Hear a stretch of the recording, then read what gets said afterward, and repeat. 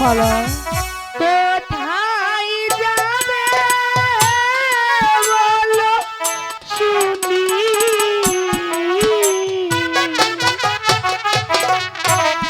সঙ্গে করে নিয়ে যাও তোমার দাসী রে মালা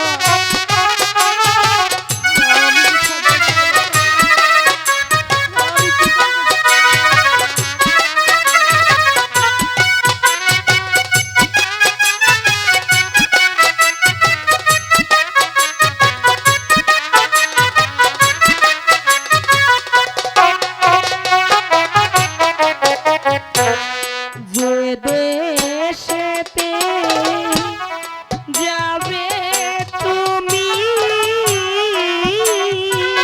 মালা সে দেশেতে যাব আমি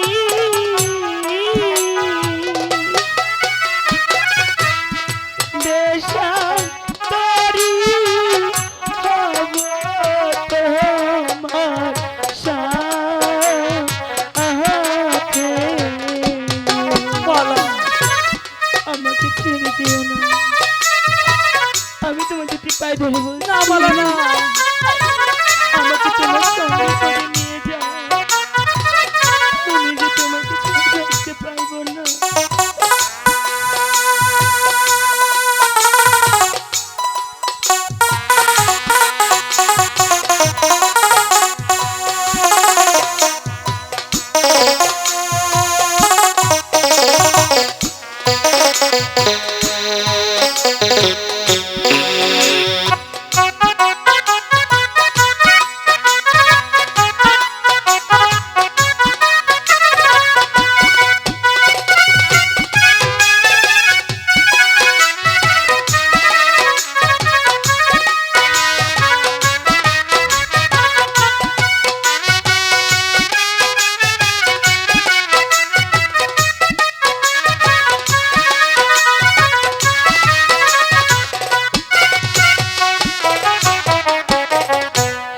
খিদা পেলে নগরেতে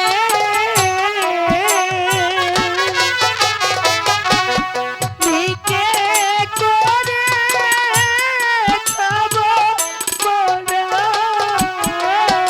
মালা তবু আমি যাব তোমার সাথে গো। তবু আমি যাব তোমার সাথে গো। তবু আমি যাব তোমার সাথে। জানো মালা এই পৃথিবীতে সবাই যে ভালোবেসে সুখী হতে চায়, কিন্তু মালা তোমার আমার যে পরিস্থিতি সাথে মনে হচ্ছে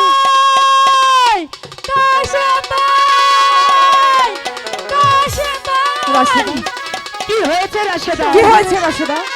সর্বনাশ হয়েছে কি হয়েছে রাশেদা? ওই সেনাপতি গোলাপ খাজে তোমাকে ধরে নিতে এদিকে আসছে। এখন কি হবে মালা? কিচ্ছু হবে না, চলো। চলো শীঘ্রই এখান থেকে চলো মালা চলো। এই বাদির বাচ্চা পালাবার পথ তার বন্ধ। সৈনিক শৃঙ্খল করা এই বাদির বাচ্চার হাতে।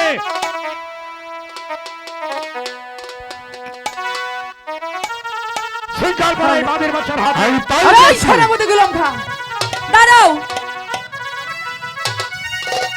তুমি কার অনুমতিতে আমার স্বামীকে বন্দী করতে এসেছো? বাদশাহ হুজুরের আদেশ। এই মুহূর্তে বাবা হুজুর। এই বাদী বাচ্চাটাকে আমি শৃঙ্খলিত করে নিয়ে যাব রাজ দরবারে। হয় বিচার হবে প্রকাশ্য রাজ দরবারে। সেনাপতি গোলাম খান, তুমি কি করে ভাবলে মিশরের বীর বিখ্যাত লাঠিয়াল মালিক সর্দারের ছেলে আমি তোমার সাথে বিনা যুদ্ধে বন্দিত্ব স্বীকার করব? এ কিছুতেই হতে পারে না।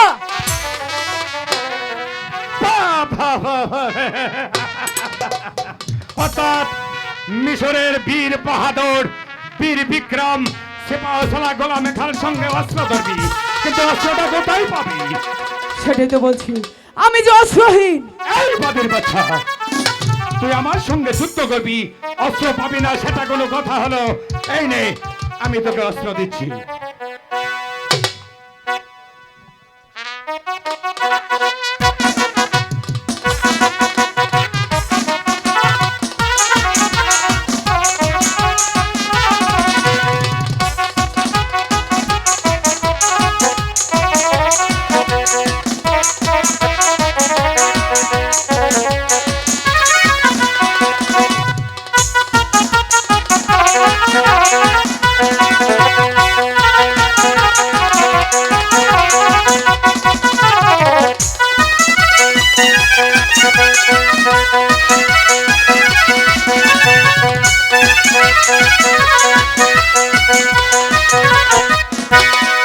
এই বাদের বাচ্চা, কোথায় রইল তোর অস্ত্রের বাহাদুরি? সৈনিক, শৃঙ্খল বলাই মাটির পাথর হারে। তাই যাচ্ছি।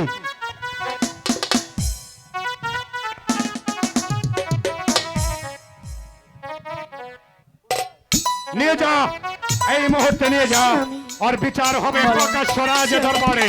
রাশেদা, কাসেম ভাই, তুমি একটি কাজ করে দেবে রাশেদা। বলো কাসেম ভাই। তুমি শীঘ্রই গিয়ে আমার আব্বা হুজুরের কাছে গিয়ে বলবে কাসেম ভাইকে যে ধরে নিয়ে গেছে গোলাম খান। ঠিক আছে কাসেম ভাই, তুমি কোনো চিন্তা করো না। ও তুমি এমন কোন কথা বলো না